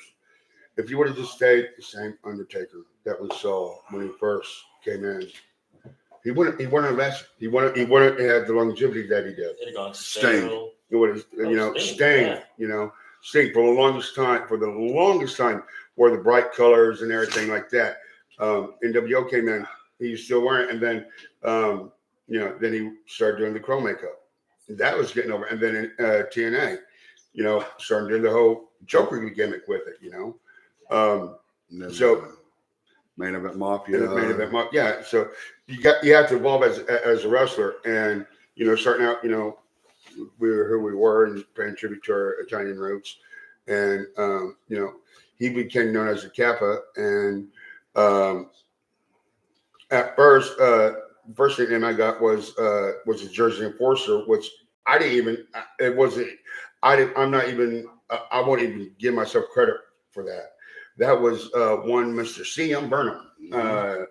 He was writing a story about this story on us and everything, and While you're doing that, one step. said that the enforcer of the group, the enforcer of the tag team came in and just started. So I'm like, all right, cool. So went with that. Then we did this one gimmick that was we won't get into that. That's not that doesn't need it. Don't forget about that one. But when we came up with Saints, Scott and I were talking. We want to get a group of guys together, guys that that we know real good, that are real close to us, and we want to put a group together, and we wanted one of the guys that helped train us be the manager, because he was thinking about coming back and doing a little bit of something. Well, he came in. We talked to him. We talked to him a little bit about what we wanted to do and stuff. And he was like, "Okay." He's like, "All right, yeah, all right, I'll do it." We finally talked him into it. And after some things went down at a show, that's when everybody walked out. Except me, my brother. Who else? When is this? When we introduced the Saints, It kind was of introducing them. at the start. It was you, me, Tyson James, and Buster Cherry. Right. And so, And with Rock and Roll Cowboy. And the whole point, and the whole thing of it is that, they needed a commissioner at Mid-South. Rock should have been the commissioner. Burnham wanted to be commissioner. And they put Burnham as commissioner, and where Burnham had no ring experience and everything. And Rock was like, "I'm going to burn your playground to the ground."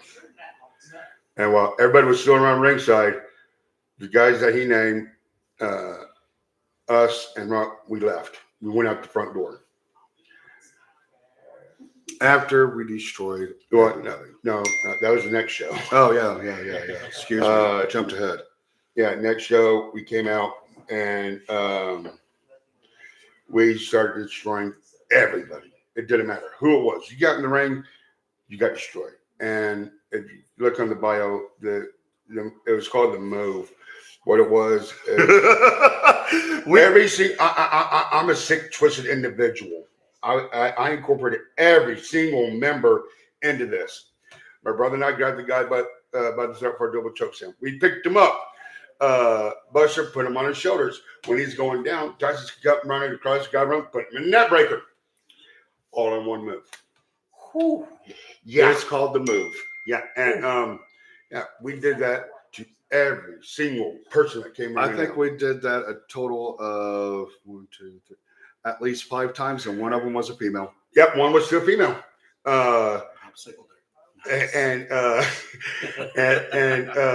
She's trying to get the guy she managed out. I don't know what possessed me to do it. I really don't to this day. I'm like, oh, dude, I got to. He's looking at me in the ring. I look at him. It's because like, no, I'm not. Baby, I got to wrap my hand in her hair. I looked at because it was a boyfriend and girlfriend. I looked down on him, I'm like, I'm sorry, brother. Drugged her in, and he tries to get up to make the save. We just go over, put the boot his to him. eyes get wide. I pick her up, and my brother's like, "We're really doing this. We're really doing this." Up and then Up and down. And We had to leave after that. yeah, we had to leave because we damn near started a riot that night. We get in the back and breaking the fourth wall again. He goes up and says, "Dude, I am so sorry. I don't know what possessed me." He's like, "Dude, you got so." I was like, "I know, but I'm so." He's like, I looked at, "Are you all right?" She's like, "Oh, I'm fine." I'm like, "Brother, I am." And we were just laughing, and it was an ongoing joke for a long ass time. But now we get to be more of who we are. You know, we're honestly a couple of brothers that are going out there living our dream. Quiet on the set, dickhead. Shut the fuck up! Yeah, we're a couple of brothers, you know, that we followed our dream. You know, we get, you know, it's not the multi-million-dollar professional wrestler, We're not on WWE. AEW, ROH, New Japan. We're not in any of that. But You granted, know what they call Granted, we had those adorations. That's where we wanted to go. But as time progressed, age has gotten a hold of us. A lot of gray. Lot of gray. Wisdom. No, this is kids. This is all kids. This is all bring kids. wisdom. Yeah. He's in there. He's We in there. we both have families, and you know, at the time WWE, you were on the at the time you was on the road 50 weeks out of the year. Yeah. That doesn't leave much home time. Yeah. Sorry, I'm just What the hell? Check out the I'm comments. just checking out comments. Oh shit. Yeah. You guys are free to ask them anything you want. Yeah. Yeah, ask them what, guys. Y'all can ask. I can ask anything. I made it. Ha ha. All right, Samantha. Glad you made it. Hi. I have arrived. Kaylee Vaughn. That's Kay. Hi, Kaylee. That's Kay. You know Kay. Okay. Okay. And then Okay. Samantha Luke is just laughing her ass off. Glad you find us entertaining. That's our job. But you know, it's like I said, you know, this is who we are now. This is, I mean, we get to do this with not just with my. I don't get to do this. We don't get to do this as just twin brothers. We have a third brother, Duncan, that's with us in the group. We have Why is he not here? he is not feeling good. Well, then he's next on the list. We'll have to get him in. And I'll come over for that one. Yeah. Fine. Both of Mr. y'all. Barnes. Yeah. And then we've also got Mr. Barnes, Big Bud Barnes, who was actually with us in the syndicate at I one was point in with you on time. the syndicate for one match. Yeah. Bud actually was with us over in BYEW as a part of a trios tag at that time. So, and we've had another member, Chaz Sharp, who's a really good brother of ours, and he's actually deaf. And he's a beast. And he's a great guy. He's much love goes out to him. He's a great guy. We've been in the ring with him and against him. But you know, if this I don't think those ropes hurt, my nuts will tell you different. this is the Saints. The Saints is being the Saints of professional Is wrestling. letting us actually be who we want to be. Who we don't have to play. We're not playing characters. We're being ourselves. You know. Please call me Sam. No. I am Sam. Sam, do you like green eggs and ham? See, you ask us. You can ask us questions. We'll ask questions right back, folks. But And he's like, this is going off the train. This is going off. But, the we actually kind of expected it, so we were good. With But- the two of you, Yeah. were but, the, I mean- the first guest. with us, oh, you're not going to have us back after this. We'll have it all the time.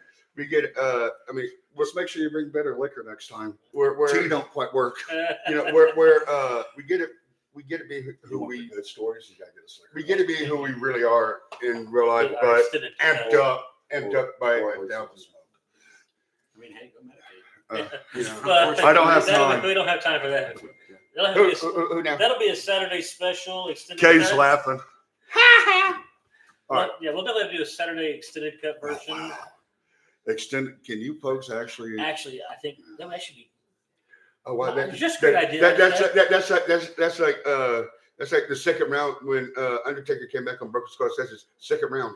Unfiltered. I would say personally, for a Saturday, do an extended cut and then go right into us all watching paper. Ooh, I can't. I have.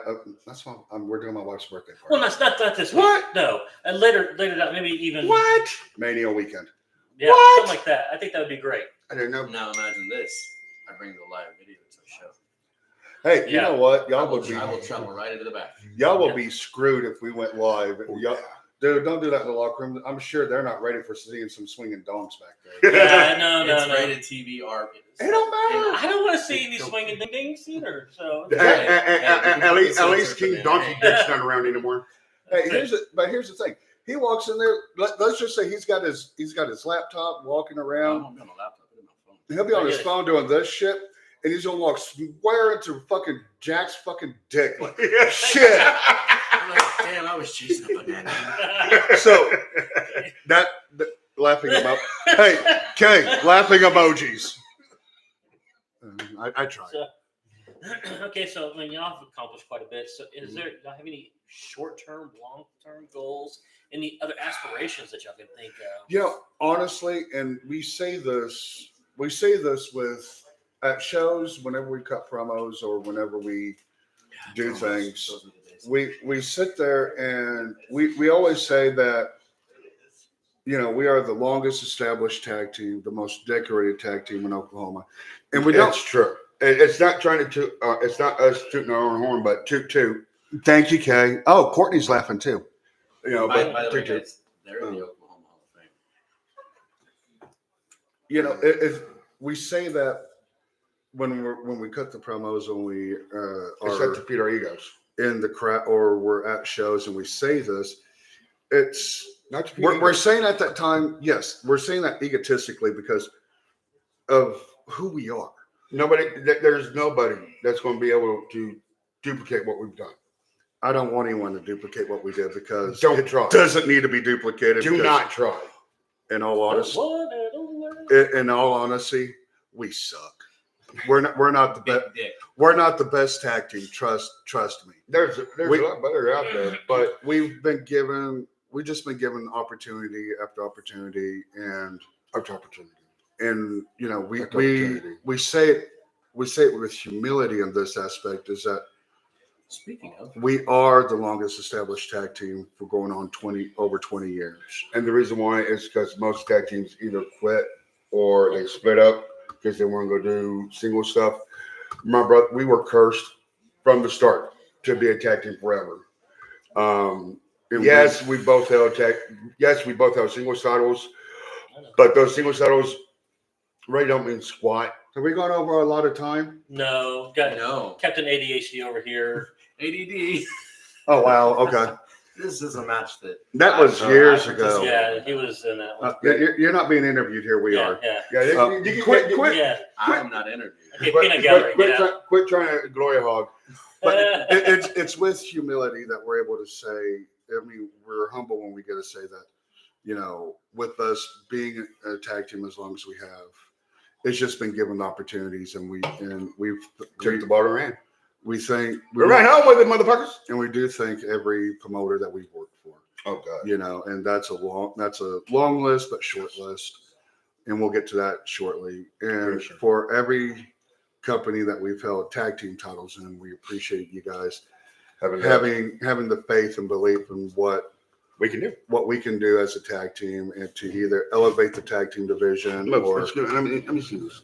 elevate these. Sam ain't here no more. 8 years ago. Sam ain't here no more.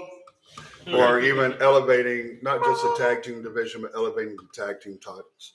So for those that have given us that opportunity, Thank you. we humbly accept it, have accepted it in the past and accept it now. And we say thank you. He's being humble about it. Let's just face it. There's no really tag. There's really no. If you guys want a good lesson in Saintology, look up Saints of Pro Wrestling on Facebook. Yeah. There's a bunch of stuff. Cheesy intro. Okay. So with all that, And you get to talk to us directly.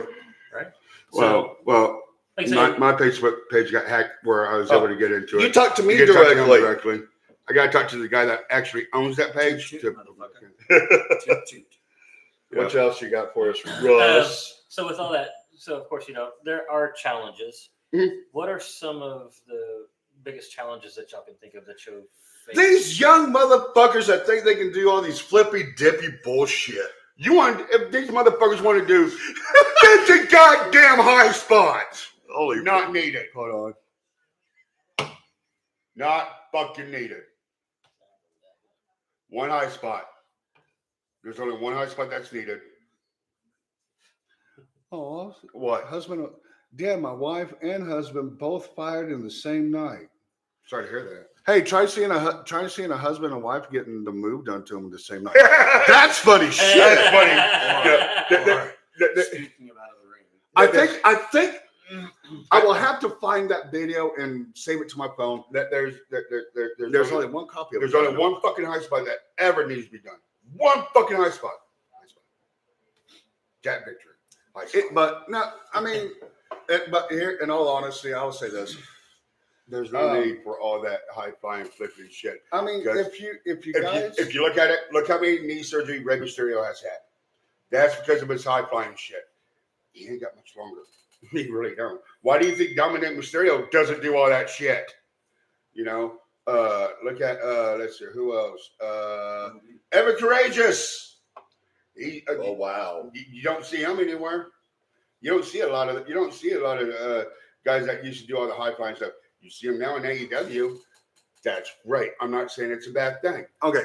Before these guys get hate mail on what we're saying, or y'all decide to stalk us on Facebook and you motherfucker said this bullshit.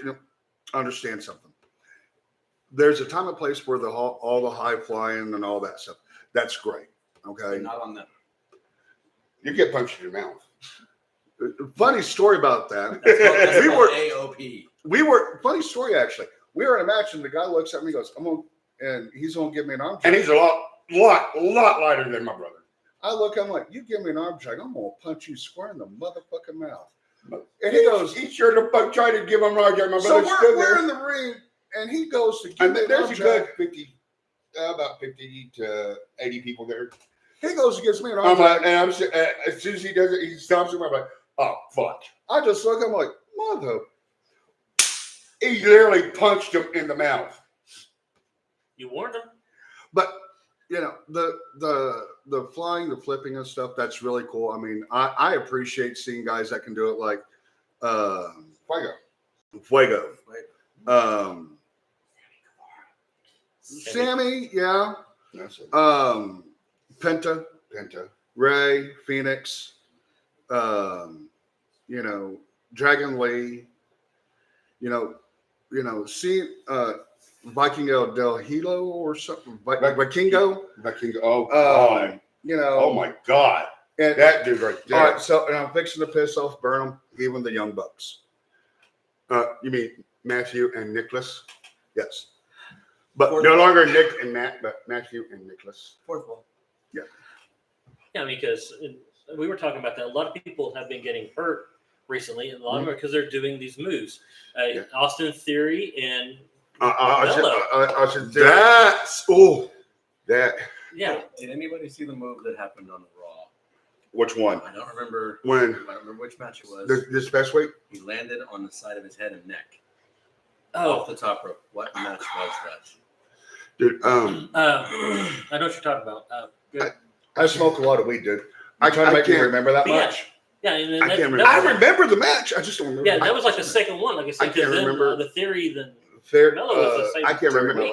I Yeah. can't remember, It was but I mean, this past Monday. yeah, but Theory, Austin Theory and Carmelo Hayes had a match. was it Theory? Friday. Was it Theory and Mello? Well, this is that. That's That right, was- but that a was couple Friday. weeks ago. It was no Mello and Waller. Mello and Waller when Waller went to go do the sit down.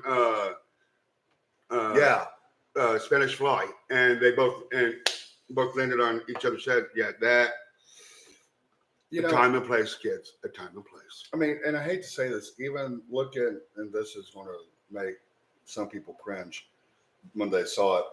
When Sid Vicious came off the ropes and his leg went like, guys, Oh.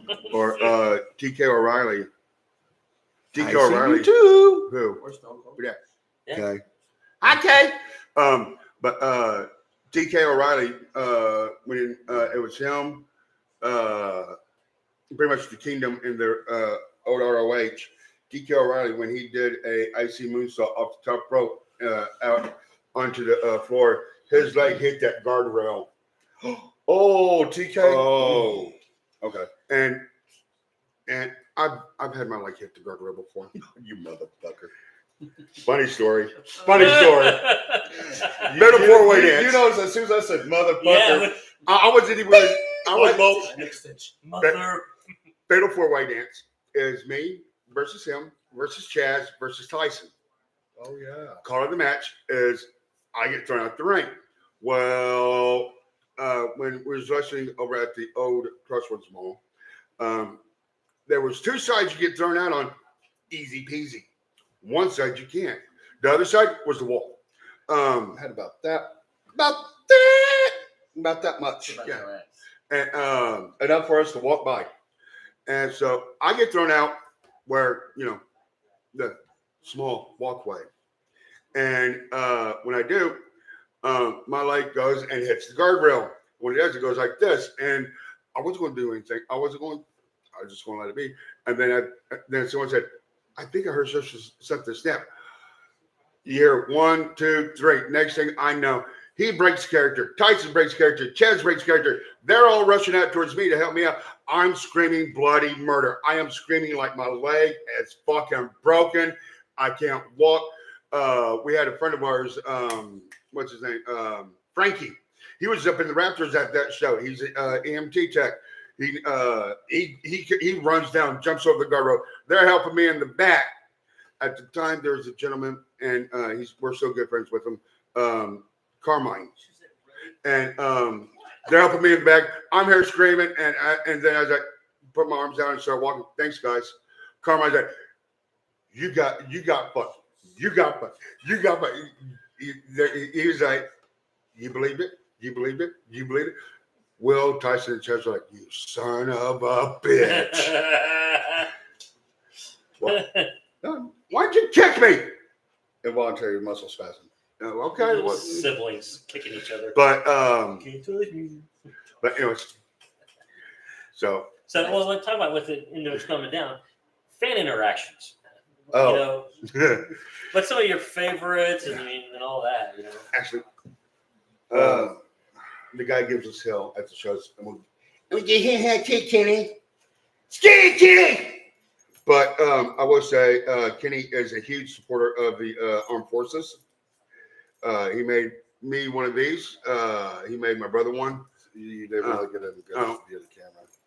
He made one of these. Thank Thank you.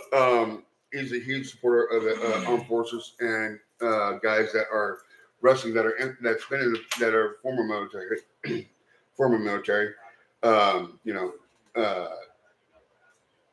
real nice about it. Does something I think on like I have no idea. some video game. Some video games. We play video games, but I don't remember. I don't know this one. As similar as they are, they can't stand the other's console. PlayStation. Xbox. And then House divided. OU OSU. who knew? Are you serious? No. It's No. Fuck no! Oh hell no! At least I didn't say OU Texas. You know what I mean? I thought, like, there's a Oh, you Brokeback Mountain. But let's see. And then she's no longer around with us. The cowbell lady. Yep, she was real cool. But I mean, some of the fans, hey, they're great. We love interact. I mean, we love it. We interact with you. Like kind of like what Sean said earlier and what I said earlier. You catch us in an arena and we're the bad guys. Then You're going to get a little bit of hey, thanks or whatever. Because we're trying to take your money because we're selling merchandise. But I think it is Fortnite. Thanks, Kay. yeah, it is. Thanks, guy. You're on the job. No, it's not Fortnite. Roblox. Roblox? Yeah. I know it's one of those damn Yeah, games. it's not Fortnite. It's Roblox. It's one of those. If it ain't like God of War, something like that. Go to work. Call of Duty. But as far as Oh, that's good. I didn't do it. You're fired. That's part of our production. Okay, there was a lot of stuff going on all of a sudden. That was really wild. But as far as Oh, yeah, fan- that was not my wife's black whiskey bottle. No, it was not. as far as fan interactions Zip go, them together quickly. Shane, As you're far- fired.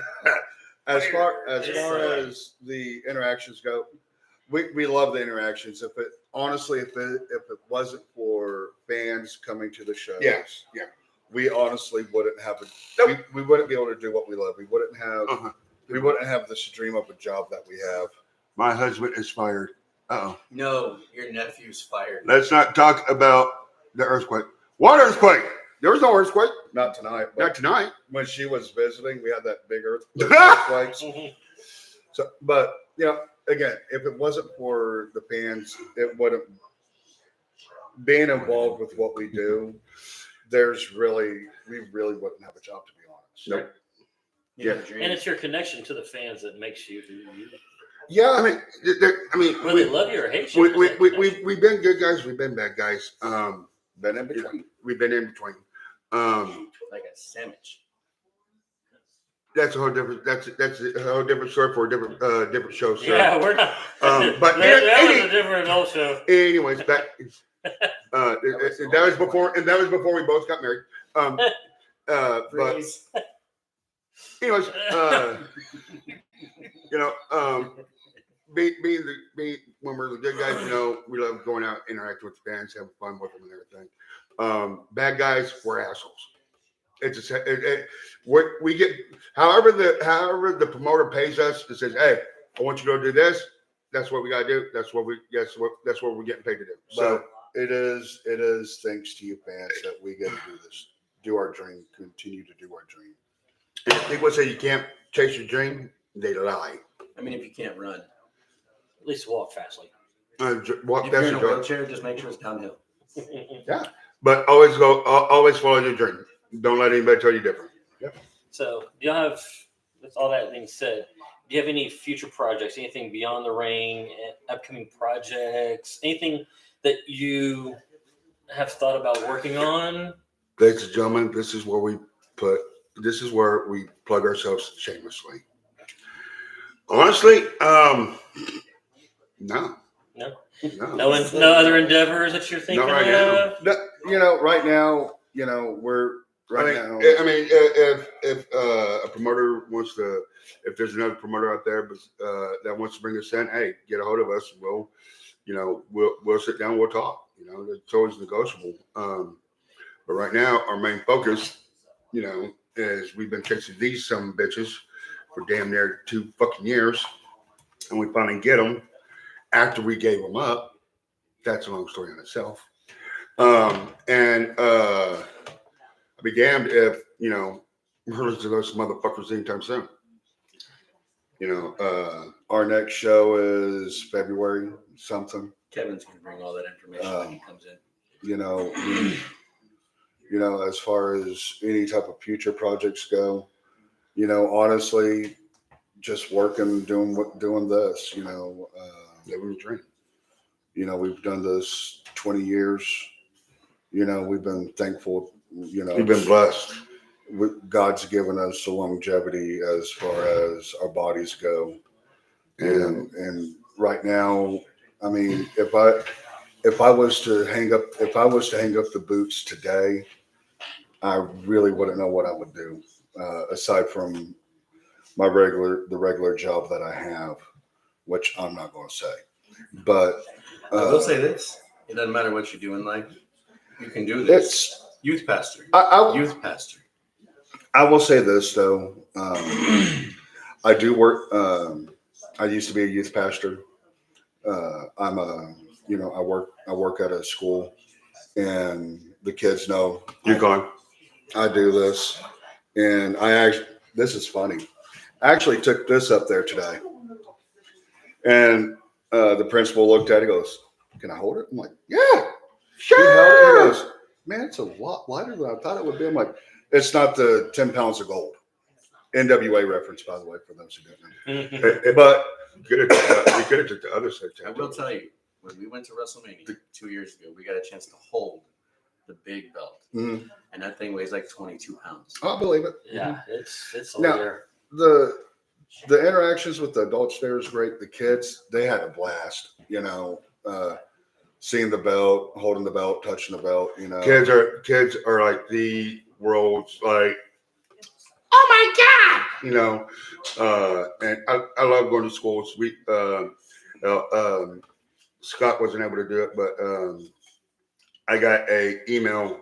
Well, not an email. I got a message on Facebook a while back from a fan saying that her kid was a huge fan of ours, and he was in children's. Yes, if we could go up there and see him. Scott wasn't able to make it at the time. Chaz was still around, and Chaz and I went up to children's, and we saw him, and he was actually getting discharged that day, which was great. The nurses and doctors saw us, and they're, we told them who we were.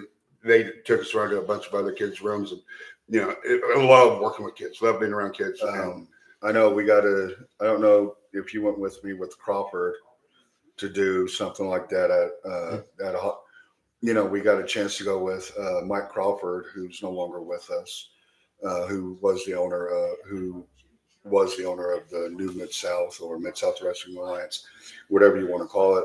And MMA. And Rage in the Cage MMA.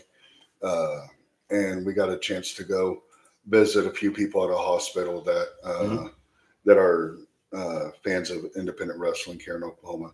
So those type of interactions is what we hold near and dear to our heart. But I'm trying ADD moments, future, anything else that we're doing? Not really.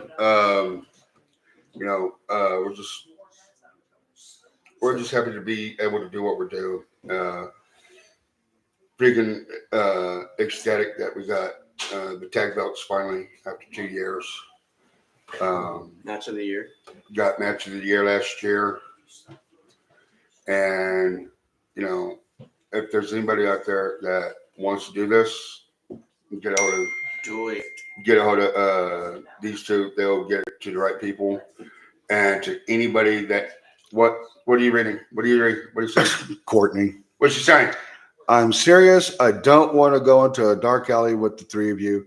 Laugh my ass off. If you went, here's the thing, Court. You want to go in the dark alley with us. You know why? Because it's the It's safest safest you'll place ever be. The four of us, you don't want to get a dark alley if we're in it.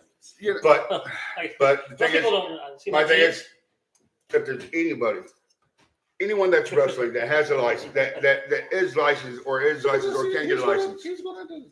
Yeah, I'm going into business for us. Wait, we're Doesn't matter. we're not even done with the show yet. Just hold it. When they go for the shameless promotion of what you're doing in the future, that's usually near the end of the fucking damn show. Don't you watch shit like this? No, because it's boring, honestly, to me.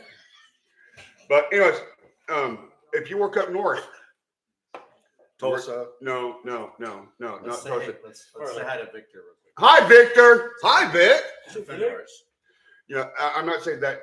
No, Hey, you know what? farther. Hey, no, Vic, hold I'm on. finished. Farther north. Farther north. Oh, further north. Okay. Further here. Yeah, like around Connecticut. If you work down south, go ahead. You can say the state. Florida. Yeah. Okay. Or if you work over, overseas. In JP. Yeah, we don't care. Come to our house, Please. because you're thinking you're coming to wrestle us. You're in for a fucking fight, because we fought for these, and we'll continue to fight for them. Why did I just hear a promo live? I know, right? Because you said, is there anything y'all going to be doing? Anything y'all want to plug? Anything y'all going to be doing in the future? No, I want to plug No, my wife. but they want to. They're hungry for it. we're hungry for competition. Guys, it like Sean said, it's simple. If you have your license to wrestle here in Oklahoma, Come see us. come Show up. show up. Show up, show out, get your And- ass beat. Well, time's up, ladies and gentlemen. Is that it? You're fine. Oh. He's in trouble. Is that it? Meet the wife. Say what? Say what? What? It's the whiff. Anyways, No, I said I want to plug my wife. plug. Plug. There's a Plug. difference. Not fuck, but plug. I mean, No, it you could, Not, but but not. I mean, Oh, we see where her But- mindset's at. But not butt plug. off track again. What? Trying to redirect this YouTube channel. I'm pretty sure you can see they wrestle.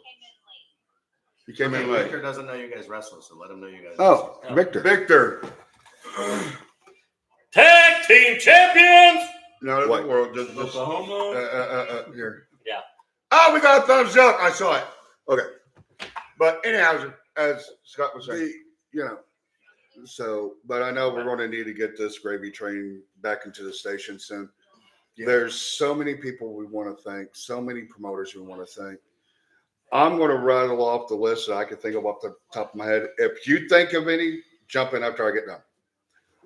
Mid-South Wrestling Alliance, Tom Jones for taking a chance on us and training us. Mike Crawford, who's no longer with us, with him promoting Mid-South and Mid-South Wrestling Alliance, New Mid-South, taking the chance on us. John Zorthos, the owner of Impact Zone Wrestling out of Lawton. Let's see here. Mike too. Mike too over at Compound in Tulsa. Pastor Brent Crawford, who, if you're in the Tulsa area, go check out a Wrestle for Hunger show. Wonderful company, wonderful group of guys. All the money they make goes towards feeding the hungry there in that area. We're actually going to try to get him on the show. One of the best, one of the greatest, a great company that we wrestled for.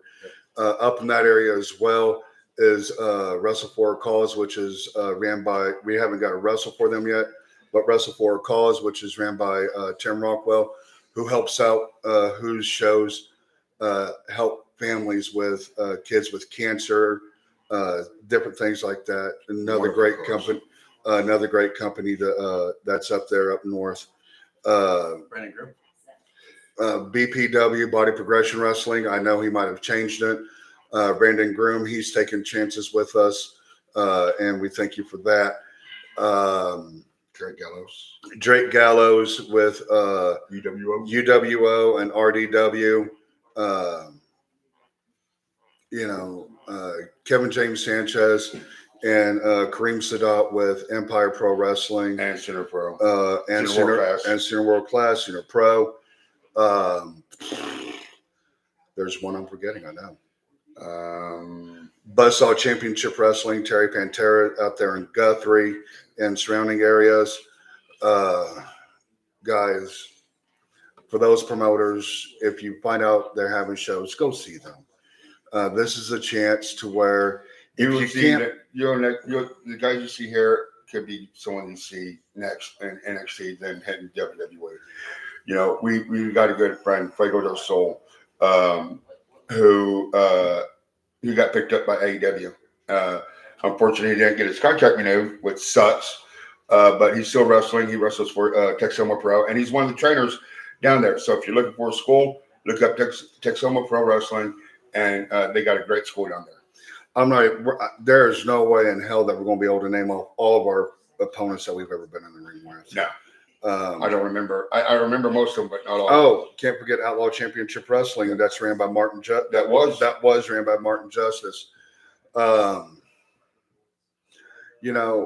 Throughout the years, doing this 20 years, you've seen guys come and go, come back, leave. Some guys are no longer with us. For those that we get to see every month, or at least once a month, it's not just going to I know for me, It's not just going to a show for us. We're going to see family. We get to see family. We may not talk every day, but we're a family with what we do. And like I said, if you get a chance to find out that there's a local promotion in your area, Go check it out. Go support them because not everyone can go see the WWE. Not everyone can go see AEW because of either work schedule or the cost of tickets or something like that. These local shows, They're cheap. I mean, the tickets are reasonable. You know, they're cheap. They're, you know, you get to see guys. and this is what we like to do. This is what we love. If we didn't love this business, if we didn't like this business, We wouldn't be in it. we wouldn't be in this business. You know, so it's an opportunity for people to go and interact with the wrestlers a lot more personally than it would be at a big show. Yeah, Because if I'll be honest, if Russ came there and he started talking shit to me and my brother, we'll look at him and be like, "Sit down, fat ass. Who the hell do you think you are?"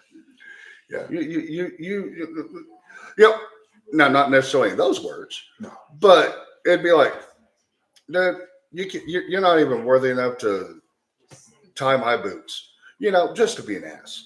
So it gives it, and plus it gives a chance to you try to get that one-on-one. plus you get slap hands, slap hands. You know, you get to do that crap. and you get to come see us, and you can even take a picture with us. You try to take off with it, I'll kill you. Take you upside the head, picture. You know, you get to interact with all the guys, you know, and everybody's got merch. They got pictures. We sell pictures, shirts, all kinds of stuff. So, you know, you could get something from the show besides, you know, get stepped upside the head or something. You never know. Chocolate and jalapenos. What? Okay, you're gonna have to be a little bit more specific on that. Somebody pregnant or something? Oh no, Kay. Let me ask you this real quick, Kay. Is the chocolate and jalapenos, is that at the same time, or do you dip the jalapenos in the chocolate, or do you hollow out the? I used to be a chef. Or do you hollow out the jalapeno and put the chocolate in? How do you do that? I just want to know before we're done, Kate. That's directed at you. Well, ladies and gentlemen, it seems like we are up for our show today. Oh, poor Kay. She didn't get it. She didn't get it responded to. She's sitting there going, Oh, he's talking. oh, she put jalapenos in her ice cream tonight. Oh, Okay. Is that with the seeds or without the seeds? Because the seeds is what give you the spice. Okay. Oh, the whole. Yeah. so Spicy meatball. no, it's spicy ice cream. Yeah. She got the instant chaser on that one. Oh, What? okay. She did a chocolate shake and she threw them in the shake and blended it all together. Oh, cool. Kind of like how I do like the chocolate and banana and peanut butter. Interesting. Yeah, dude, you got to try it. Banana butter. Yeah, I mean, Mm. You So can't we're go. You gonna can't go switch along you with guys seats. chocolate and banana. Anyways. so, all right. Anything else? Oh no, we're I going. think that's it Hey, for right now. shifting gears. So, and so of course, we'll see these guys more often. Not just here, but we have other endeavors going on that they're going to be part of. Maybe. So, I guarantee it, because we got something going on where this guy's got to get beat up by you guys. So, Okay. As long as we get paid for it. oh yeah. There's going to be a part in there, you know, where I throw No, don't. You can't I say want that. to throw. I would throw. We're going to make references to Boondock. Yeah, Saints there's gonna be and in Mortal this. In Kombat. this, it's gonna be a lot of references to other things. So. But anyways, so we're gonna get out of here for tonight. So. Hope y'all had a great time. Yeet! Yeet! And we'll see you later. Bye, guys. Huh? It won't end. End. Wait, I got to push the end. End. Push it. Yeet. Push. Yeet. TV. Oh, Get it. Lord.